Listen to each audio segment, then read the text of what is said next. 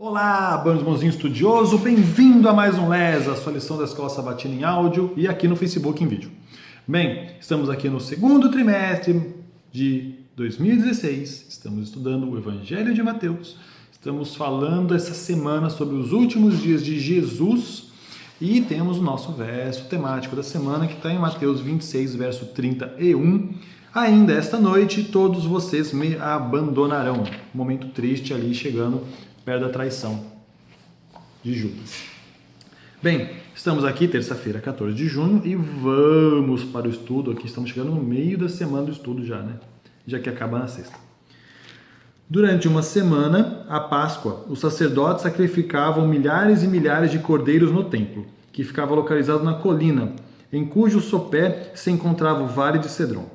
O sangue dos cordeiros é derramado no altar, e então corria por um canal até o riacho que cortava o vale de Cedron. Pode ser que o riacho, na verdade, se tornasse vermelho com o sangue dos cordeiros. E Jesus e seus discípulos teriam atravessado as águas vermelhas desse riacho para chegar no jardim do Getsêmani. Então agora vamos ler Mateus 26, do 36 ao 46, e por que a experiência do Getsêmani foi tão difícil para Jesus e o que estava de verdade acontecendo ali. Ok? Mateus 26, 36 a 46. Em seguida foi Jesus com eles a um lugar chamado Getsêmani e disse a seus discípulos: assentai-vos aqui enquanto eu vou ali orar.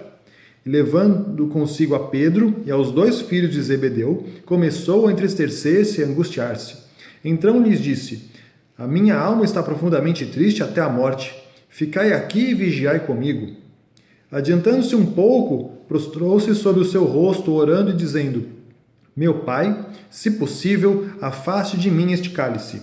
Todavia, se não seja como eu quero, e sim como tu queres. E quando voltou para os discípulos, achou-os dormindo e disse a Pedro: então, nem numa hora dessas pudestes vigiar comigo? Vigiai e orai, para que não entreis em tentação. O espírito, na verdade, está pronto, mas a carne é fraca.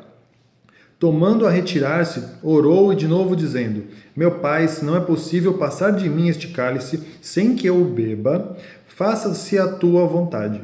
E voltando achou outra vez os discípulos dormindo, porque os seus olhos estavam pesados. Deixando-os novamente, foi orar pela terceira vez, repetindo as mesmas palavras. Então voltou para os discípulos e lhes disse: ainda dormis e repousais. Eis que é chegada a hora e o Filho do Homem está sendo entregue nas mãos dos pecadores. Levantai-vos, vamos, eis que o traidor se aproxima. Bem, então vamos lá. Por que foi tão difícil a experiência e o que estava realmente ocorrendo ali? Bem, esse era um momento angustiante. Jesus sabia que daquele momento em diante não tinha volta. E se o plano de Deus realmente incluía a morte dele, se não tinha outro jeito dos pecados serem remidos, ele ia ter realmente que fazer aquilo. E ele tinha compreensão. E ele estava num momento tão difícil, ele queria a companhia dos amigos dele, aqueles discípulos a quem ele tinha também a função de preparar para que eles continuassem com a palavra, continuassem com a mensagem dele, e ali eles estavam dormindo. Nesse momento ele provavelmente se sentiu solitário, se sentiu que talvez a missão que os discípulos tinham para fazer fosse um pouco mais difícil, porque eles não estavam preparados, eles não entendiam.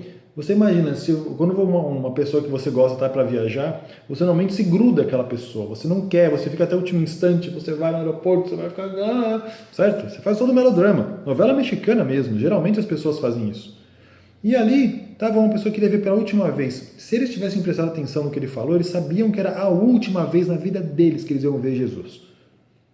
Que era o mestre deles. Existia muita ligação ali, muito vínculo. Naquela época o mestre era, substituiu teu pai, substituiu tua família. E eles ali iam perdê-lo, enquanto isso eles estavam dormindo. Entende?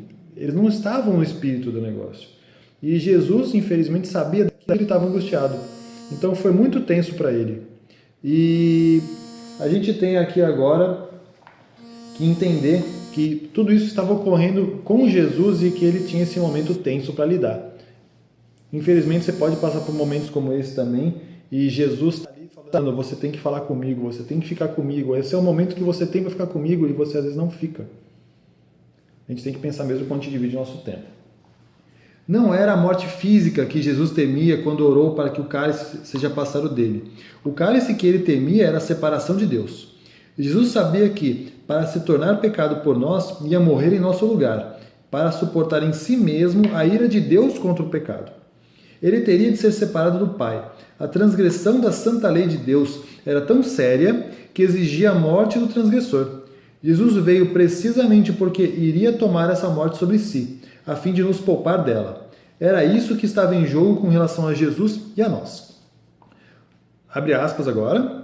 Com as questões do conflito diante de si, a alma de Cristo se encheu de terror da separação de Deus. Satanás lhe dizia que se ele se tornasse o Senhor de um mundo pecaminoso, seria eterna separação. Ele se identificaria com o reino de Satanás e nunca mais seria com Deus. O tremendo momento havia chegado, aquele momento que decidiria o destino do mundo. Na balança oscilava a sorte da humanidade. Cristo ainda podia recusar, se a beber o cálice reservado ao homem culpado. Ainda não era tarde demais. Poderia enxugar a fronte o suor do sangue e deixar perecer o homem em sua iniquidade. Poderia dizer: receba o pecador o castigo do seu pecado, e eu voltarei ao meu Pai. Beberia o Filho de Deus o amargo cálice da humilhação e da agonia? Sofreria o inocente as consequências da maldição do pecado para salvar o criminoso? Isso está escrito em O Desejado de Todas as Nações, página 687 e 690. Bem, pessoal, esse foi o estudo de hoje. Hoje nós vimos esse momento difícil da decisão de Cristo, tanto pela sua morte quanto sua separação pelo pecado, como estava aqui no texto, certo? Então, que você reflita sobre isso. De novo, estamos falando sobre o sacrifício de Jesus. Estamos aqui no fim do trimestre, então a coisa tende a ficar mais dramática, ok?